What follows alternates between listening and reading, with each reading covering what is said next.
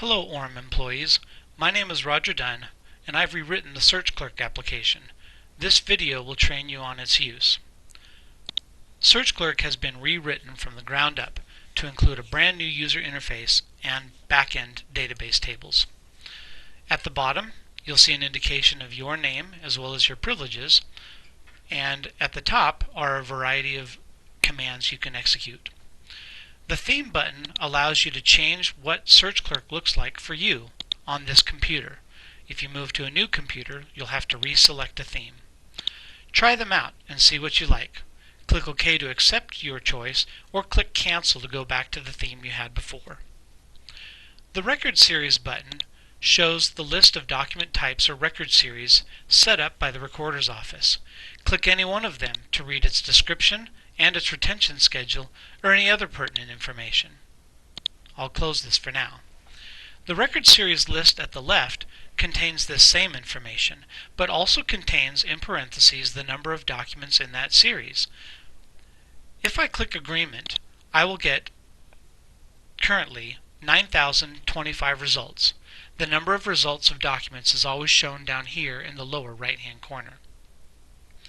If I wish to further filter this by year, I could scroll, but I could also jump to a certain year. I'm going to go to 1974, the year of my birth.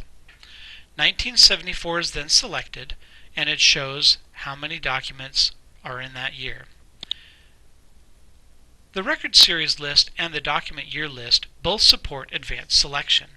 You might be familiar with advanced selection in programs like Windows File Explorer. If you hold down Control and click an item, it will add that item to the selection. If you hold down Shift and click an item, it'll select a range. I'm going to select from 1974 to 1978, and you'll notice that I have Agreement selected as well as Articles of Incorporation. You likely won't need this complex functionality, but it's there in case you do. The new Search button resets your search back to the way the program looked when you first opened it. The document years are sorted by decade, and all of the record series types are again relisted with nothing selected. The search bar at the top is used no matter how you want to search the documents. You might search the document by name. For instance, I'll even do a lowercase search of A 2020 0018, and that will bring up the document I selected. Now, preceding zeros are optional, so even if I took out these zeros and pressed enter, I still get the same document back. However, the SearchClerk is not resilient to Y2K searches. For instance, searching for A 2018 doesn't yield any results. It's not sure if you meant 1920 or 2020.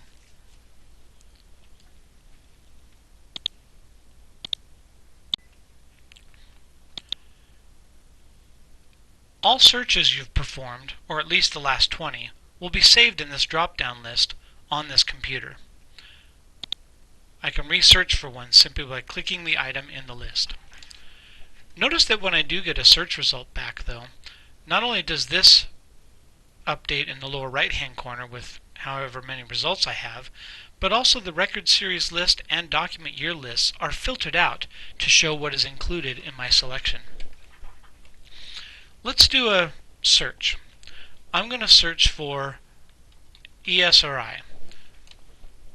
Esri is a GIS product vendor, and I do a lot of business with them, so it made a good search. When I typed it, I don't have to press enter. I could just wait a second and it'll do the search. You can see that the documents that have Esri as a keyword are listed here. There are 3 agreements at this time and 3 bid awards. These agreements seem to be spread across the years, one for 1993, 04, 15, and so on. On the right, you'll notice the list of keywords that belong to the selected document. Esri is in blue and underlined to show why this document was returned in my search.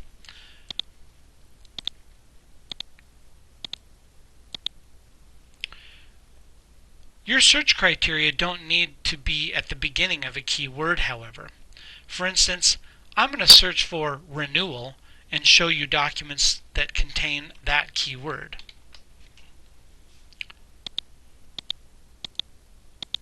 In this example, renewal shows up at the end of a keyword, but still shows up, and this is important.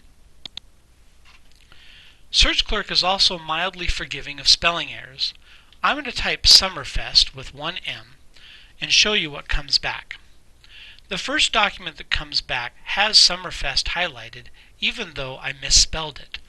This is because the Sounds Like search will look at the beginning of the keyword to see if it matches what I've typed. If Summerfest were to appear later on in a keyword, there would not be a match. So the best thing is to type it correctly.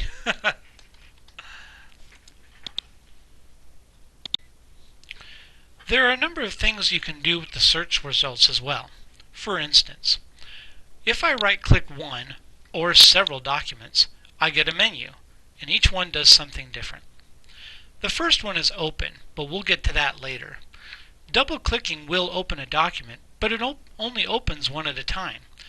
If you highlight multiple documents, whether they are or aren't together, right-clicking one of them and selecting Open will open all of them. Another thing you can do is quickly copy the document name. I copied 1995-30 into my clipboard. I'll open Notepad, paste what's in my clipboard, and you can see that the document name is stored there. I can also use my results to filter for additional results. For example, I can limit the results to this record series, in other words, agreements. I'll click that, and you'll notice that now my search results only contain agreements. I can control-click that option to bring back all of the documents that I had before, which are, include these other types. I can also right-click a document to limit results to a particular year. That's the same as selecting the year in the left-hand side. My results now include all document types, only document types for that given year. In this particular example, there just weren't any other document types in the year I selected. You can click New Search to refresh your window to the way it showed up when you first opened the program. This refresh button here is if you just want to get the results back from the database without changing your search criteria. Another feature that's been added to SearchClerk is the ability to pin documents that are your favorites. I'll once again search for Esri. Since this company and these agreements matter to me, I might want to pin them. I can highlight multiple documents. Let's say that I just want to do the last 3 agreements and the very latest bid award. I can right-click and pin or unpin the documents. Visually, that doesn't do anything. If I start a new search, though, and click the Pinned button over here on the right, I'll get back all the documents that I personally pinned. Not those pinned by others, just my favorites. This makes it easy to organize what I want to work with. Let's say that a document falls out of favor with me. It's no longer relevant to the work I'm doing. That's okay. I can right-click and choose Pin Unpin, and it does the appropriate action. In this case, since it was pinned, it unpinned it. And if it hadn't been pinned, then it would. If I refresh my results, I'll notice that that document's now gone because I'm only filtering for my pinned documents.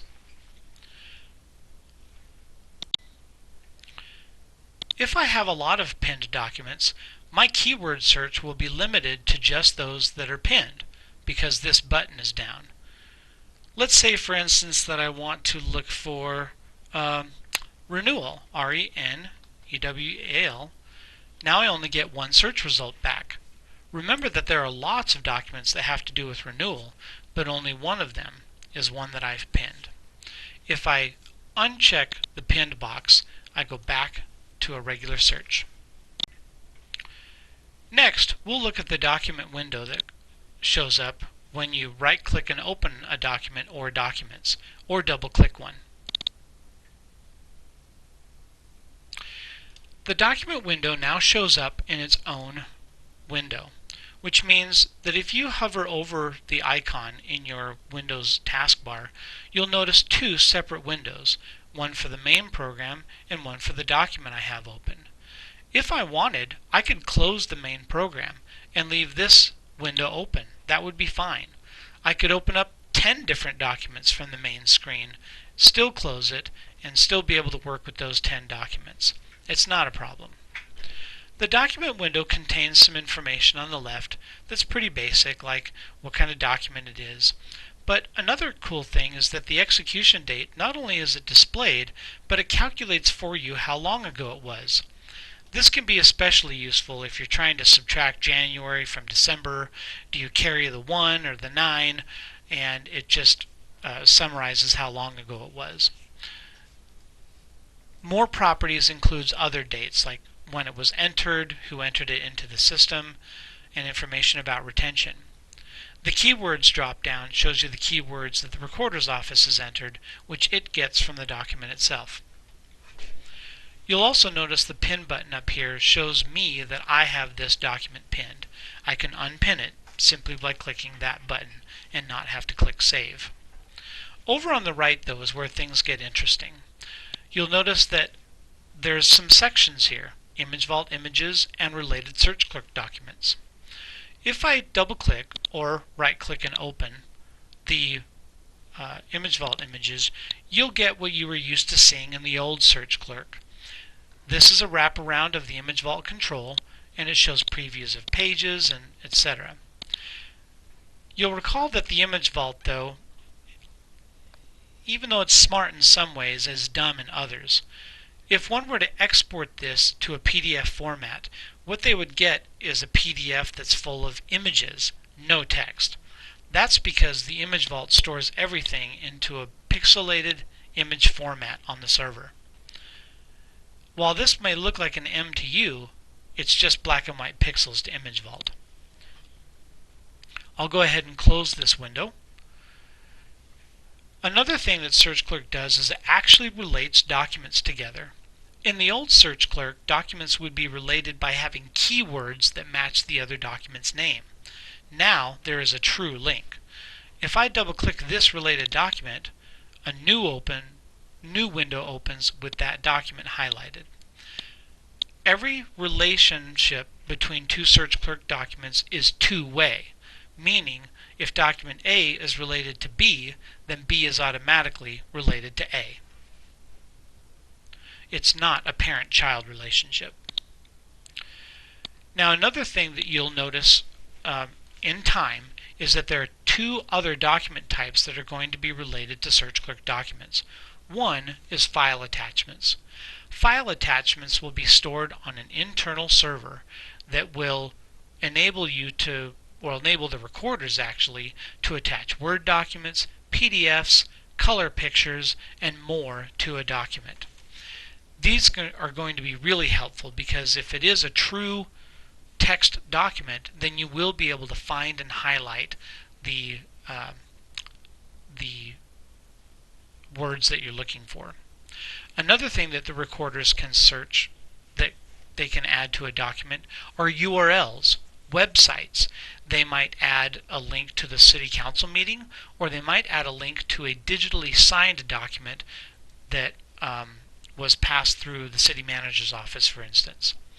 These features are available. There's just not a lot of linking going on yet because the application is brand new. So this version of SearchClerk isn't the final version. There are more ideas on the horizon, and we need to see where this goes. For instance, we might decide to associate documents with a particular department so that a department knows which documents matter to it. We might add things like expiration dates and expiration reminders that either come through the app itself, perhaps through the Orem toolbar, or maybe notifications by email. documents that aren't permanent can also be destroyed, so document destruction in SearchClerk also still needs to be implemented.